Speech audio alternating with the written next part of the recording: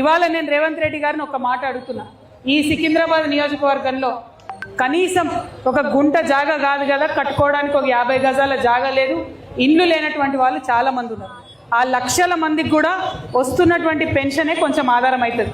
అది పెంచుతామంటే నమ్మి నిన్న ఊరోళ్ళందరూ ఓటేసి గెలిపించింది. మరి ఇప్పుడు అది ముచ్చట లేకుండా నేను మీకు ఫ్రీ బస్ ఇచ్చిన, నేను మూసీ నది క్లీన్ చేస్తా, నేను మెట్రో తీసుకొస్తా అంటే ఎవరి కోసం అవి? ఎవరి కోసం అది? పేదవాళ్ళ కోసమా, పెద్దవాళ్ళ కోసమా? మేము ఇవాళ ముఖ్యమంత్రి గారిని సూటిగా ఒకటే మాట అడుగుతున్నాం. మీరు ముందు ఇచ్చిన వాగ్దానాలు పూర్తి అయ్యాయి. విద్యార్థులకు ఏదైతే ఫీజు రియంబర్స్మెంట్ ఇస్తా అన్నారో అది ఇవ్వండి.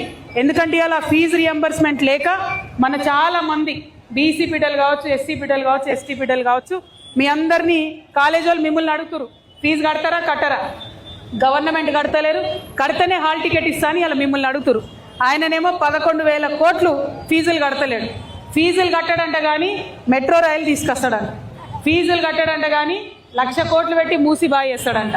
ఎవరి కోసం బాగా చేస్తున్నాడు? మరి ఇన్ని రోజులు మూసి గలీజున్నా మనం బతికే ఉన్నాం, చదువుకుంటున్నాం, అంతో ఇంతో తింటూనే ఉన్నాం. ఇప్పుడు వచ్చి ఇచ్చిన మాటలు ఏవి పూర్తి చేయకుండా అన్ని రకరకాల మాటలు చెప్పుకుంటా మళ్ళీ మీదకెళ్ళి ఎప్పుడు నేనే ఇంకో 10 ఏళ్ళు సీఎం ఉంటా. ఏమన్నా రాజ్యాంగంలో రాసి ఉందా నువ్వే మళ్ళీ వస్తావని? ఎందుకోసం అటువంటి మాటలు మాట్లాడి మళ్ళీ ఎప్పుడు?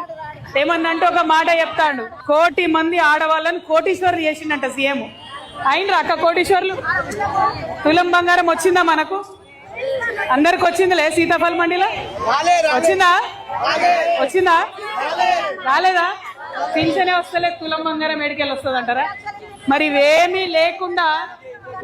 లేకుండా మళ్ళా నేనే వస్తా అంటూ